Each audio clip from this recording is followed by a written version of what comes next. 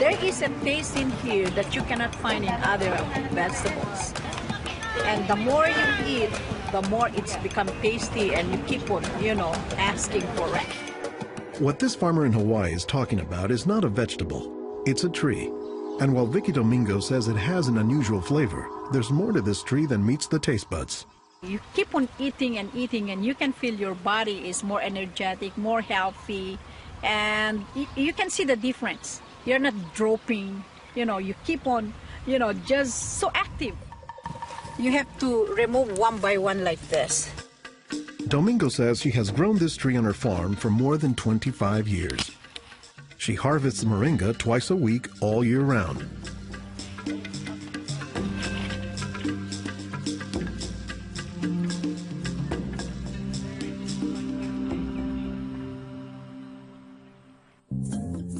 Every week, Domingo sends 1,000 pounds of moringa to the mainland. The rest of it ends up here at a Honolulu farmer's market, where most of her customers have eaten it their entire lives. Well, in the Philippines, it's a third country. In other words, not a rich country. We cannot afford to go to the doctor for medicinal purposes. So we use this in our daily lives so we can have more energy, more vitamins to supplement our daily nutrition in our body. The tree is called moringa, or as the Filipinos call it, marunggay. An awful lot of cultures have one or more plants that are kind of markers that people think of themselves when they think of that plant. Dr. Will McClatchy is an ethnobotanist at the University of Hawaii. He studies the ways that humans interact with plants. If you drive around Honolulu here, you'll see a lot of houses have at least one marunggay in the yard, maybe a little forest of them, and that's a pretty good indicator that there's a Filipino family there. Jokingly, we say it our Filipino banner, which is our Filipino flag. Once you see this, that means all Filipino stays there. Domingo says there are many nutritional and medicinal uses for moringa. All parts of the tree are usable, from the roots to the stem, to the leaves, to the flowers, and to the pod. The roots, you can use that as a tea. And then the trunk, you can scrape it, squeeze it, get the juice, put in your cut skin, and your skin will heal. Some of this may be folktale, but some cultures have used moringa as a medicinal plant for thousands of years. McClatchy says moringa is worthy of its reputation as a tree with unusual nutritional properties. Thank you. Moringa is one of these trees that is a multi-purpose plant that fulfills such a high percentage of kind of basic needs that when people get used to using it, they really can't see what it's like to live without it. And many cultures don't. Today, moringa is used as a remedy and, in essence, a multivitamin in many of the world's warmest regions. Moringa is used widely in Africa and South Asia, and it's been introduced into South America and Central America, where it's also being used. So, this is not just a plant of a single community. We were just talking this morning with one of the owners of this plantation, and he was just telling me how the last time he was here, he had a handful of moringa leaves and that he worked all morning on it and felt great. Dr. Mark Olson is a botanist and a leading expert on moringa. He teaches at Instituto de Biología, Universidad Nacional Autónoma de México in Mexico City.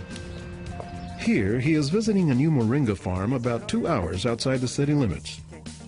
So they've just planted these here, and soon they'll be nice and big. Olson says that while moringa can grow in places like Mexico or Hawaii, the tree is native to arid subtropical regions, places like Africa and southern India, hot places where moringa has proven its persistence.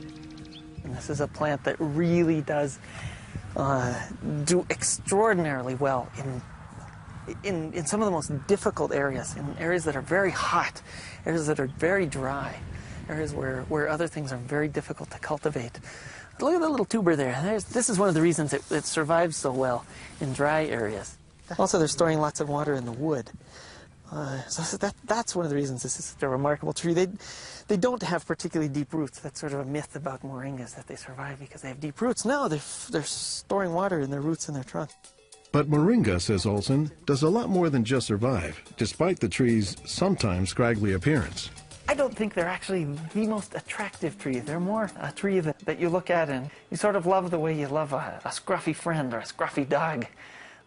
Because the branches sort of splay here and there, and they get burdened down with huge quantities of fruits on them. And that's actually what makes the tree so remarkable, is that it's such a generous tree. And that's because people have found multiple uses for so much of the tree, including its seeds.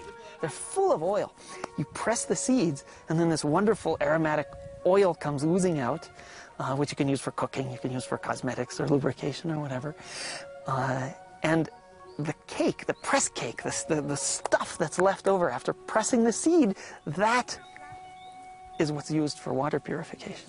Water purification, Olson says, is especially useful in developing countries where clean water is hard to come by. But the benefits don't stop there. Some of the things I think are most exciting about moringa is, for example, the high vitamin content. There's a lot of vitamin A in the leaves. And worldwide, that's a problem. A lot of people have problems in development of their eyes because they don't have enough vitamin A. Moringa's vitamin A content, and its content of vitamins in general, has caught the attention of scientists around the world. So I started to read about moringa, and I was absolutely amazed about the richness in nutrients, in many antioxidant compounds, in vitamins. Dr. Monica Marcoux is a pharmacologist who has studied many plants. She has done extensive research on moringa and says it has significant nutritional potency. This subject is one of the topics of her recently published book, Miracle Tree. To me, it was just a natural pathway from my scientific background and my love for trees to writing this exciting book on one of the most exciting and extraordinary trees of our world. Marcoux spends much of her time looking at trees and plants, both as a pharmacologist and as an artist. While Marcoux, the nature photographer, is grabbing shots of plants, Marcoux, the pharmacologist, says she has a bigger concern. We are having an epidemic of cancer and cardiovascular diseases and many other chronic diseases. It's because we basically do not eat what we are supposed to eat. Most of the plants are famous for a particular type of nutrient, like for instance the orange or the lemon is famous for a high content of vitamin C. The spinach, for instance, on the other hand, is famous for its iron content. Moringa is very unusual because this single plant contains a wide variety of nutrients, but also in quite very high amounts. Marcoux says this concentration of nutrients, combined with low calories and low sodium content, makes moringa an ideal energy food or supplement that can help offset the typically unhealthy Western diet. Many of the Westerners are also deficient in antioxidant and anti-aging substances that are mostly found in plants. Antioxidants, according to the National Institutes of Health, protect the body's cells and may prevent cancer.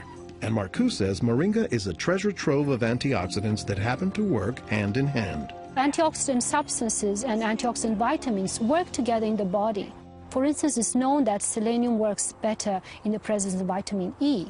Moringa has high amounts of selenium and has also vitamin E. While many plants contain antioxidants, Dr. McClatchy says that moringa is also high in the nutrients we usually associate with meat. Moringa is well known for being a good source of leafy green vegetable protein.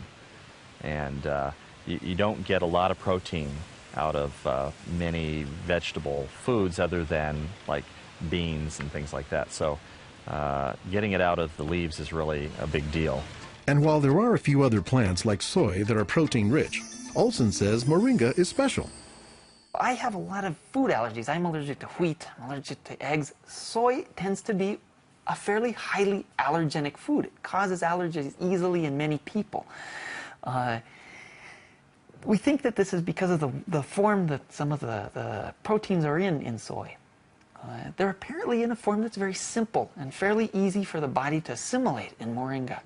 According to the United States Department of Agriculture, moringa contains 18 of the 20 amino acids, building blocks of proteins that are found in the human body. And, says Marcoux, moringa is one of the few plants that contains all of the essential amino acids. Moringa contains all the 9 essential amino acids that actually we cannot produce. Their presence, but also their ratio, is very beneficial, and it is estimated that this ratio is very good for absorption and for being bioavailable to our bodies. Further research is needed to establish the bioavailability of all of moringa's nutrients. But in some places, scientific studies may be too long a pursuit and take a back seat to a harsh reality. In most of sub-Saharan Africa, any baby has a 20% chance of dying before he reaches the age of 5. In some countries, up to 40%. And even those who survive past the age of 5, up to half or more will suffer from malnourished physical and mental development. C'est des lésions de malnutrition. These are lesions caused by malnutrition around the neck and around the waist. They are dry now, but will become permanent scars. As the former regional representative for Church World Service in Senegal for 16 years, it was Lowell Fugley's mission to help local clinics develop ways to save children at risk to malnutrition. Having been born myself into a middle-class American family, I thought it was just by chance that I was born in these conditions and not in the condition of a poor African family in the bush of Africa, living a malnourished life.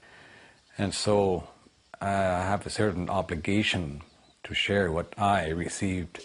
In his quest to combat malnutrition, Fugley came across moringa in the late 1990s. It contains more vitamins and minerals in various combinations than you find in any other possible vegetable. And I thought to myself, if this source of nutrition could be made available at the village level, then this could be a very effective tool in preventing malnutrition.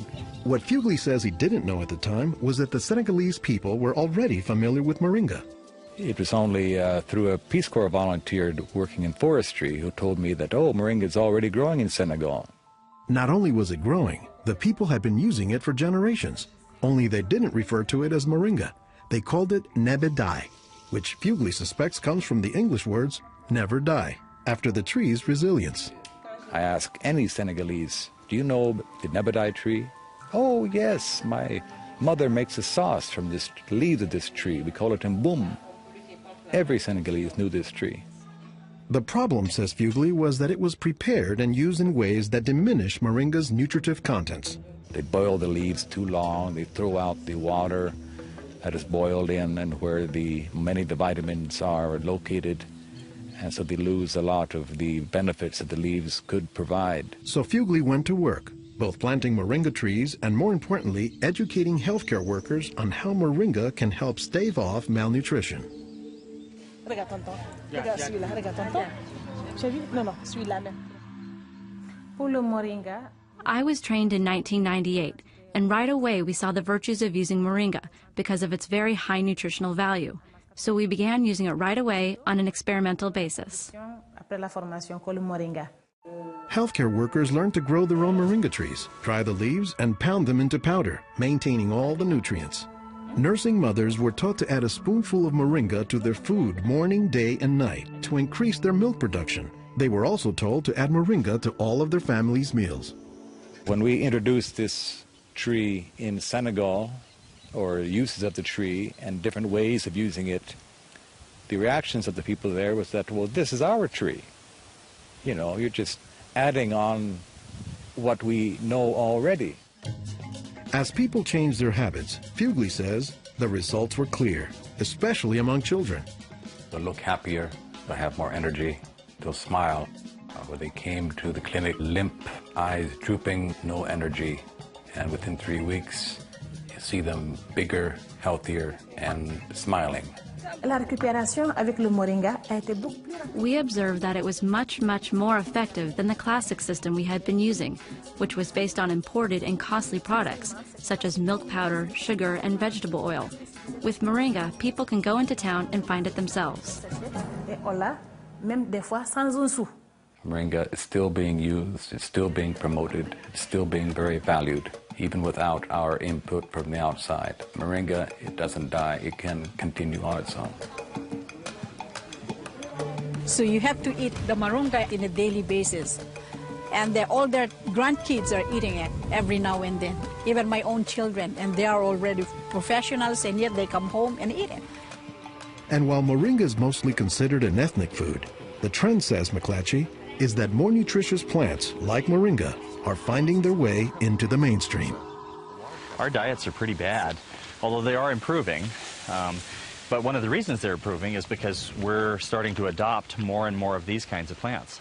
I've been in villages where the only trees that survive and grow well are Moringa Oleifera, which is really amazing when you consider how many useful things the tree provides. Moringa it comes very close to being a perfect source of nutrients in terms of variety and concentration. So that is, I think, very unique about this moringa tree.